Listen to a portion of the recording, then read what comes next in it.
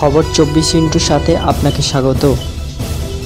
নতুন নতুন খবর জানার জন্য আমাদের চ্যানেলে চোখ রাখুন। নমস্কার দর্শক বন্ধুরা, স্বাগত আমাদের এই চ্যানেলে। শহরে রমরমিয়ে চলছিল সেক্সটর্শন চক্র। তল্লাশি চালাতে গিয়ে সেই চক্রের হদিশ পেল বিধাননগর পুলিশ। রাজারহাটের এক বিলাসবহুল বাড়ি থেকে সেই চক্র চালানো হতো বলে পুলিশ সূত্রের খবর।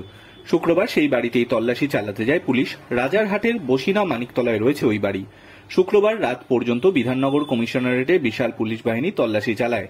উচ্চপদস্থ আধিকারিকেরা উপস্থিত ছিলেন তল্লাশিতে। পুলিশ সূত্রে জানা গিয়েছে ওই চক্রের কাজ ছিল বিভিন্ন মানুষকে ভিডিও কল করা, তাদের সঙ্গে অশালীন অবস্থায় কথা বলা, তারপর সেই ভিডিও কলের স্ক্রিনশট তুলে তাকে পাঠিয়ে ব্ল্যাকমেল করা হতো বলে অভিযোগ।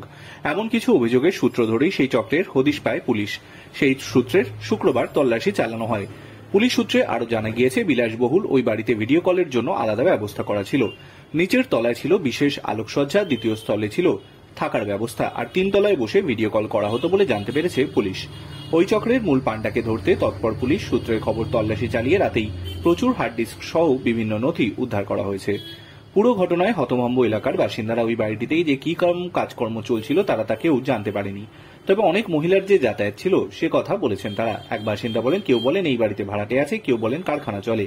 দিনে রাতে লোক আসা যাওয়া করতো, মহিলারাও আসতো অনেক। আমরা ভাবতাম ভাড়াটে, ভিতরে কি হতো জানতাম না। Bureau report.